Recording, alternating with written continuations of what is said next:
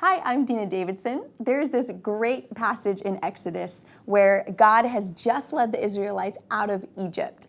And they are in a panic because on one side of them, they have the Egyptians who've decided, hey, why did we let all these slaves go? And so they begin chasing after them. So they have this army that's coming for them. And then on the other side of them is this sea.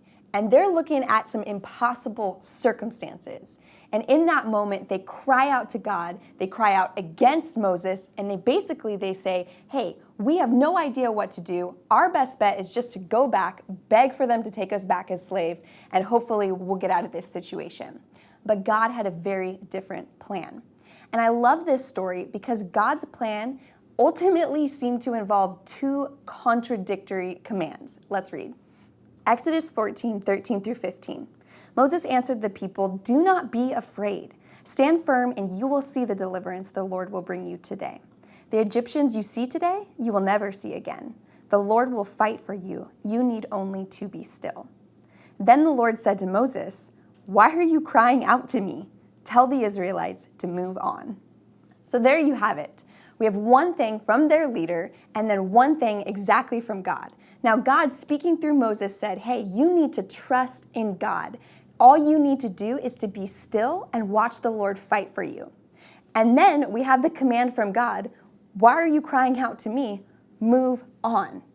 And that may seem like two totally opposite commands. And one of the ways we could resolve that difficulty is just to say, hey, Moses was completely confused. He was saying be still, but God was saying move on.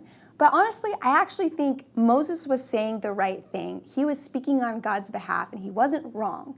But we have these seemingly contradictory commands. How do we bring them together? Well, honestly, I think that this is exactly what it feels like a lot of times in our walk with God. Sometimes we are hearing him say, be still, abide in me. And then on the other hand, we're hearing him say, do this, do that, make sure you don't do this. And there's just all these actions, these steps of obedience we have to take. And I think the question we can ask ourselves is, are those really two opposite ends of the spectrum? Or is there a way that we can bring them together and make them one? Well, honestly, I believe the rest of this story shows that those two things are not contradictory. They are one and the same command. Because moving on in obedience means taking steps even when we don't know what the result will be.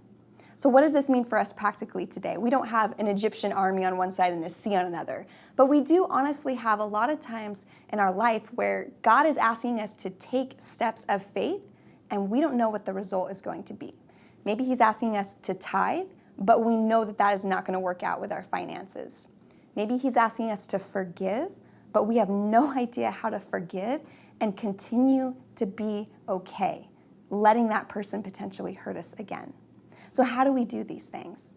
Well, I think honestly, the answer is we first be still. We first be still and know that no matter what we do, even if we don't do anything else, God is on our side. He is fighting for us. He is for us. Our best bet is not to go backwards in our life, not to disobey God's commands, but to stay in a place of stillness and trust. That's the one thing. The other thing is, whatever small step of obedience God has called us to take, we take it. We take it in the confidence that can only come from that place of stillness, knowing that our obedience is not what leads to the result. It is our stillness plus our faithfulness. Those things have to go hand in hand.